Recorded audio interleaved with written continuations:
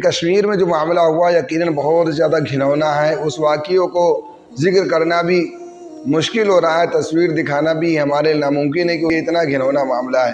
اب اس کو لوگ قرآن کے ساتھ جوڑ رہے ہیں کہ مسلمانوں کو قرآن حکم دیتا ہے کہ آپ کافروں کو قتل کریں، حالانکہ قرآن میں کہیں بھی مطلق کافروں کو قتل کرنے کا حکم نہیں دیا گیا۔ میں صرف ایک آیت کریمہ آپ کے سامنے تلاوت کروں گا اور اس بات سے واضح ہو جائے گی کہ قرآن میں کیا حکم ہے، اور لوگ قرآن کی طرف غلط اعتراض کرتے ہیں، غلط الزام لگاتے ہیں۔ قرآن میں اللہ نے سورہ مائدہ آیت نمبر 32 میں فرمایا كَتَبْنَا عَلَى بَنِي إِسْرَائِيلَ أَنَّهُ مَنْ قَتَلَ نَفْسًا بِغَيْرِ نَفْسٍ أَوْ فَسَادٍ فِي الْأَرْضِ فَكَأَنَّمَا قَتَلَ النَّاسَ جَمِيعًا۔ اس آیت کا مفہوم، اس آیت کا مطلب یہ ہے بلا وجہ کسی معصوم کو قتل کر دیا تو ایسا ہے فَكَأَنَّمَا قَتَلَ النَّاسَ جَمِيعًا کہ اس نے تمام لوگوں کو قتل کر دیا،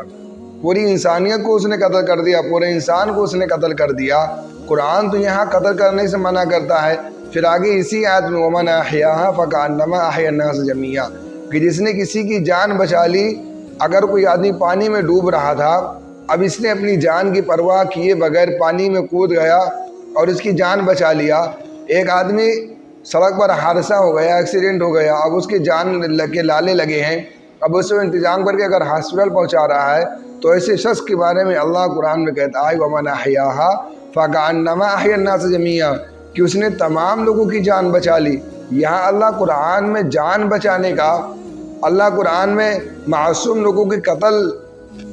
نہ کرنے کا حکم دے رہا ہے، پھر یہ لوگ کیسے ہیں جو قرآن پر اعتراض کرتے ہیں کہ قرآن قتل کرنے کا حکم دیتا ہے؟ اگر قرآن معصوم لوگوں کو قتل کرنے کا حکم دیتا تو پھر یہ آیت اللہ تعالیٰ کیوں نازل کر دے؟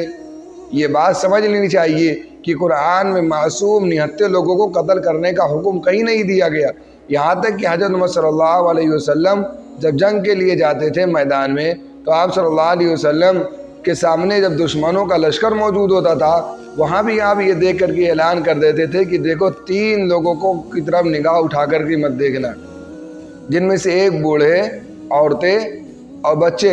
ان کی طرف نگاہ اٹھا کر کے بھی نہ دیکھا جائے۔ یہ شریعت ہے کہ اگر جنگ کے میدان میں تمہارے دشمن تمہارے وہ جان لینے کے لیے بھی کیوں نہ سامنے آئے ہیں، پھر بھی ان کی طرف آنکھ اٹھا کر مت دیکھنا، تمہارے تلوار سے، تمہاری جان سے ان کو کوئی نقصان نہ پہنچے۔ قرآن تو صاف اعلان کرتا ہے کہ معصوم لوگوں پر رحم کیا جائے۔ اللہ کے نبی صلی اللہ علیہ وسلم کی حدیث ہے ارحموا من فی الارض یرحمکم من فی السماء کہ تم لوگ زمین والوں پر رحم کرو، چاہے وہ زمین والا کیڑا مکوڑا ہو، جو بھی چیز ہو، ہر ایک پر اللہ کے نبی صلی اللہ علیہ وسلم نے رحم کرنے کا حکم فرمایا ہے۔ اللہ کے یہ حکم پھر یہ یرحمکم من فی السماء کہ جو زمین والوں پر رحم کرے گا اللہ آسمان سے اس کے اوپر رحم کرے گا۔ قرآن میں تو رحم کرنے کا حکم دیا گیا ہے، حدیث میں رحم کرنے کا حکم دیا گیا ہے، قتل کرنے کا حکم کہیں نہیں دیا گیا۔ ہاں جو لوگ قتل کرتے ہیں، ایک بات یاد رکھ لینی چاہیے کہ جو معصوم لوگوں کو قتل کرتے ہیں، ظالمانہ طور پر جو قتل کرتے ہیں، یہ بات یاد رکھ لی جائے کہ ان کا قرآن سے کوئی واسطہ نہیں، ان کا اسلام سے کوئی واسطہ نہیں، ان کا قرآن سے کوئی واسطہ نہیں ہے،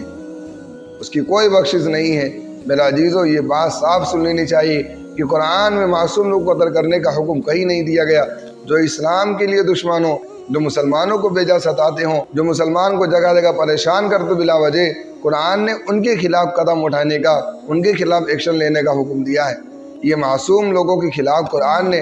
حکم کہیں نہیں دیا۔ جو لوگ قرآن کے نام پر یہ دھوکہ کرتے ہیں، ظاہر سی بات ہے وہ قرآن کو بدنام کرنے کی اور اسلام کو بدنام کرنے کی وہ ناپاک سازش کرتے ہیں۔ ایسے لوگوں سے خبردار رہنا چاہیے، ہوشیار رہنا چاہیے کہ اسلام کا نام لے کر اسلام کو